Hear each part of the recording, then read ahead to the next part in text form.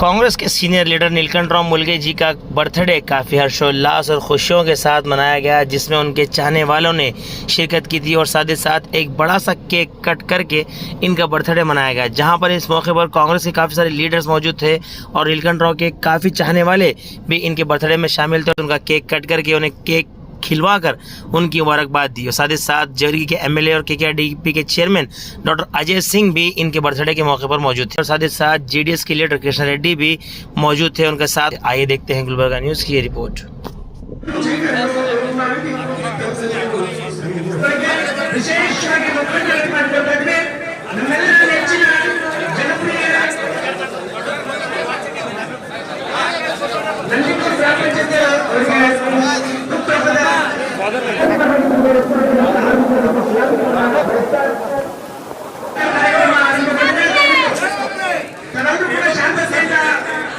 ತಮ್ಮೆಲ್ಲರೂ ಕೂಡ 70ನೇ ಕನ್ನಡ ರಾಜ್ಯೋತ್ಸವದ ಹಾರ್ದಿಕ ಶುಭಾಶಯಗಳು।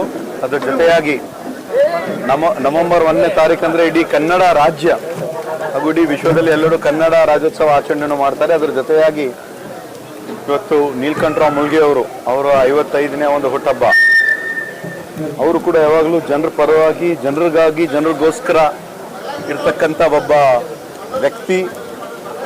ಅವರು ಪ್ರತಿಯೊಂದು ಜನರ ಜೊತೆ ಇರ್ತಕ್ಕಂಥ ಒಂದು ಕಾರ್ಯಕ್ರಮದಲ್ಲಿ, ಅತಿ ಹೆಚ್ಚಿನ ಕಾರ್ಯಕ್ರಮದಲ್ಲಿ ಭಾಗಿ ನಮ್ಮ ಜಿಲ್ಲೆಯಲ್ಲಿ ಯಾರಾದರೂ ಆಗ್ತಾರಂದರೆ ಅದು ನೀಲಕಂಠ ರಾವ್ ಮುಲ್ಗೆ ಅಂತ ಹೇಳಿದ್ರೆ ತಪ್ಪಾಗಲ್ಲ। ಅವರು ಪ್ರತಿಯೊಂದು ಜನರ ಒಂದು ಸುಖದಲ್ಲಿ, ದುಃಖದಲ್ಲಿ, ಸಾರ್ವಜನಿಕರ ಕೆಲಸಗಳಲ್ಲಿ ಯಾವಾಗ ಕೂಡ ಭಾಗಿಯಾಗ್ತಕ್ಕಂಥ ಒಬ್ಬ ವ್ಯಕ್ತಿ। ದಿವಂಗತ ಧರಮ್ ಸಿಂಗ್ ಸಾಹೇಬರು ಹಾಗೂ ನಮ್ಮ ಅಖಿಲ ಭಾರತ ಕಾಂಗ್ರೆಸ್ ಸಮಿತಿಯ ಅಧ್ಯಕ್ಷರಾಗಿರುವಂಥ ಸನ್ಮಾನ ಮಲ್ಲಿಕಾರ್ಜುನ್ ಖರ್ಗೆ ಸಾಹೇಬ್ರ ಬಹಳ ಆಪ್ತರು, ನನಗೆ ಸುಮಾರು ಒಂದು 35-40 ವರ್ಷದಿಂದ ನಡ್ಕೊಂಡು ಬಂದಿದ್ದಾರೆ।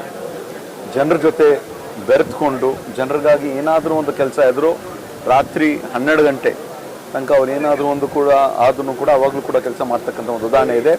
ಇವತ್ತು ಇಷ್ಟು ಜನಸಂಖ್ಯೆಯಲ್ಲಿ ಜನ ಬಂದಿದ್ದಾರೆ ಅಂದರೆ ಇದು ಏನು ತೋರಿಸ್ತದಂದರೆ ಅವ್ರ ಮೇಲೆ ಜನರಿರ್ತಕ್ಕಂಥ ಒಂದು ಪ್ರೀತಿ ತೋರಿಸ್ತದೆ। ಸೊ ಮುಂದೆ ಬರ್ತಕ್ಕಂಥ ದಿನಗಳಲ್ಲಿ ಅವ್ರಿಗೆ ಪಕ್ಷ ಏನೋ ಒಂದು ಹೆಚ್ಚಿನ ಒಂದು ರೀತಿಯನ್ನು ಒಂದು ಗುರುತಿಸಿ, ಯಾಕಂದರೆ ಅವರು ಯಾವಾಗಲೂ ಚುನಾವಣೆಯಲ್ಲಿ, ನಾನು 2010ರಲ್ಲಿ ಇಲ್ಲಿ ಚುನಾವಣೆ ನಾನು ನಿಂತಾಗ ನಿರಂತರವಾಗಿ ಅವರು ಕೆಲಸವನ್ನು ಮಾಡಿದ್ದಾರೆ। 2009ರಲ್ಲಿ ಏನು ಮಾನ್ಯ ನಮ್ಮ 9ರಲ್ಲಿ, 14ರಲ್ಲಿ, 19ರಲ್ಲಿ ಮತ್ತು 23ರಲ್ಲಿ MP ಚುನಾವಣೆಯಲ್ಲಾಗಲಿ ಕೂಡ ಹಗಲು ಇರಲು ಶ್ರಮಿಸಿ ಇಡೀ ಒಂದು ಭಾಗದಲ್ಲೂ ಕೂಡ ಕೆಲಸ ಮಾಡಿದ್ದಾರೆ। ಮತ್ತು ಅವರು ಕರ್ನಾಟಕ ಅದು ಸ್ಟೋನ್ ಕಸಸ್ ಅಸೋಸಿಯೇಷನ್ ಒಂದು ಅಧ್ಯಕ್ಷನಾಗಿ ಅವರು ಕೆಲಸ ಮಾಡಿದ್ದಾರೆ, ಪಕ್ಷದ ಕಾರ್ಯಕರ್ತರಾಗಿ ಮಾಡಿದ್ದಾರೆ, ಪಕ್ಷದ ಮುಖಂಡರಾಗಿ ಮಾಡಿದ್ದಾರೆ, ಉದ್ಯಮಿಯಾಗಿಯೂ ಕೂಡ ಬಹಳ ಒಂದು ರೀತಿಯಿಂದ, ಹೆಚ್ಚಿನ ರೀತಿಯಿಂದ ಈ ಒಂದು ಭಾಗದ ಜನರಿಗೆ ಅನುಕೂಲ ಆಗ್ತಕ್ಕಂಥ ಒಂದು ಕೆಲಸವನ್ನು ಮಾಡಿದ್ದಾರೆ। ದೇವರು ಅವ್ರ ಮೇಲೆ ಇನ್ನೂ ಹೆಚ್ಚಿನ ಒಂದು ಶಕ್ತಿ ಕೊಡಲಿ। ಮುಂದೆ ಬರ್ತಕ್ಕಂಥ ದಿನಗಳಲ್ಲಿ ಖಂಡಿತವಾಗಿ ಪಕ್ಷವನ್ನು ಅವರು ಮಾಡಿರುವಂಥ ಒಂದು ಹೋರಾಟ ಕೆಲಸ, ಜನರ ಪರವಾಗಿರ್ತ ಕೆಲಸವನ್ನು ಗುರುತಿಸಿ ಒಳ್ಳೆಯ ಹುದ್ದೆ ಕೊಡ್ತಾರಂತ ಸಂಪೂರ್ಣವಾದ ಒಂದು ವಿಶ್ವಾಸ ನನಗೆ ಇದೆ। ಅವ್ರು ಒಳ್ಳೆಯದಾಗಲಿ ಅಂತ ನಾನು ದೇವರಲ್ಲಿ ಕೇಳ್ಕೊಳ್ಳುತ್ತೇನೆ। ಸರ್, ಅದೇ ಸರ್, ನಿಗಮಮಂಡಳಿ ಬದಲಾವಣೆ ಆಯ್ತು, ರಾತ್ರೋರಾತ್ರಿ ಸಾಂಬಾರ ಅಭಿವೃದ್ಧಿ ನಿಗಮ ಕೊಟ್ಟರು, ಅದು ಇನ್ನೂ ಅಧಿಕಾರ ಸ್ವೀಕರಿಸಿಲ್ಲ, ಅದಕ್ಕೇನು ಮನವೊಲಿಸಿ ಅಧಿಕಾರ ಸ್ವೀಕರಿಸ್ತೀರಾ ಏನಿದೆ?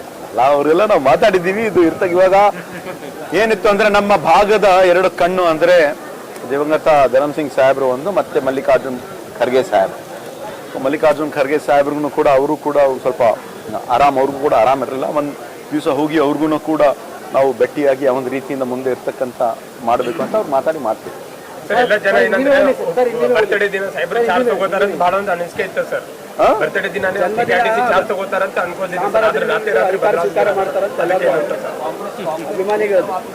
ಇಲ್ಲ, ಅದೆಲ್ಲ ಬಹಳಷ್ಟು ಚರ್ಚೆ ಆಗಿದೆ। ಇವತ್ತು ಒಳ್ಳೆಯ ದಿನ, ಎಲ್ಲರೂ ಖುಷಿಯಾಗಿದ್ದಾರೆ। ಅವರಲ್ಲಿ ಬಹಳಷ್ಟು ಒಂದು ಸಮಾಧಾನ ಇದೆ, ಪೇಷನ್ಸ್ ಇದೆ ಅವರಿಗೆ। ಅವರು ಯಾರ ಬಗ್ಗೆನೂ ಏನು ಕೂಡ ಅವ್ರು ಮಾತಾಡಕ್ಕೆ ಹೋಗಿಲ್ಲ, ಎಲ್ಲರ ಬಗ್ಗೆ ಒಳ್ಳೆ ರೀತಿಯಿಂದ ಮಾತಾಡಿ ಇವತ್ತಿನ ದಿವಸ ಇಲ್ಲಿದ್ದಾರೆ। ದೇವರವ್ರು ಒಳ್ಳೆ ರೀತಿಯಿಂದ ತಾಳ್ಮೆ ಕೊಟ್ಟಿದ್ದಾರೆ। ಯಾರ್ಯಾರಿಗೆ ತಾಳ್ಮೆ ಕೊಡ್ತಾರೋ ಅವ್ರು ಒಳ್ಳೇದೇ ಆಗ್ತದೆ।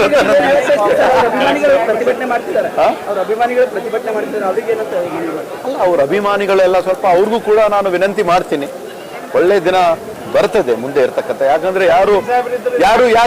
ಯಾರು ಕಷ್ಟಪಟ್ಟಿರ್ತಾರೆ ಅವ್ರಿಗೆ ಅದು ಫಲ ಸಿಕ್ಕೇ ಸಿಗ್ತದೆ, ಅದರಲ್ಲಿ ಎರಡು ಮಾತಿಲ್ವೇ ಇಲ್ಲ.